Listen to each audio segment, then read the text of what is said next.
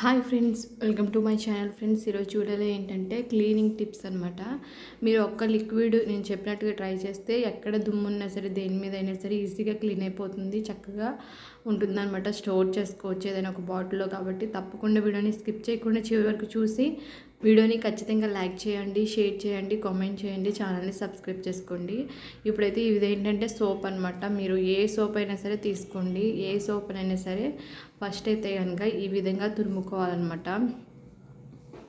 బట్టల సోప్ అయినా పర్లేదు, ఒంటికి పెట్టుకున్న సోప్ అయినా పర్లేదు, ఏదైనా పర్లేదు. తీసుకొని ఈ విధంగా తురుముకొని ఈ విధంగా ఒక గిన్నెలోకి అయితే కనుక మనం తురుముకున్న సోప్ని అయితే కనుక వేసేసుకోవాలి. తర్వాత ఒక లోటాడు వరకు వాటర్ పోసేసి మినిమం ఒక అరగంట అయితే కనుక పక్కన పెట్టేసేయండి. అప్పుడు మనకి ఏమవుతుందంటే ఈ సోప్ అంతా కూడా చక్కగా మనకి మెల్ట్ అయిపోద్ది అనమాట.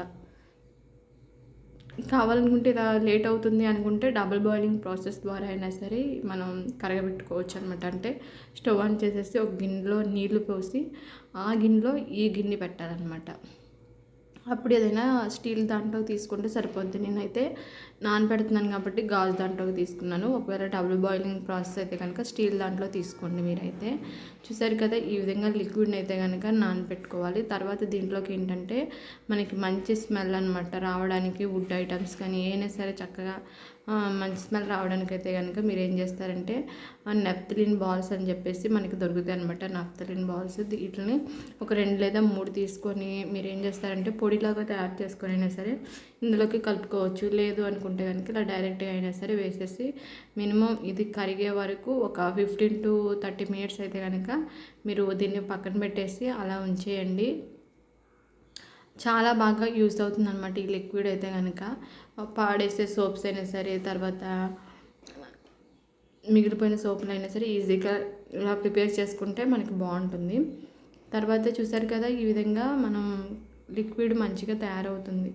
తర్వాత ఈ లిక్విడ్ని అయితే కనుక ఒక బాటిల్లో పోసేసి మూత ఉంటుంది కదా, మూతకి చిన్న చిన్న రంధ్రాలు పెడితే సరిపోద్ది పిన్నీస్తో. లేదనుకుంటే ఏదైనా స్ప్రే బాటిల్ ఉంటుంది కదా, స్ప్రే బాటిల్ అయినా సరే స్టోర్ చేసుకోవచ్చు అనమాట. ఇప్పుడైతే నేనైతే ఈ విధంగా టేబుల్ని అయితే క్లీన్ చేసి చూపిస్తాను. దీని మీద చూసారు కదా దుమ్ము ఎలా ఉందో, మరకలు ఎలా ఉన్నాయో.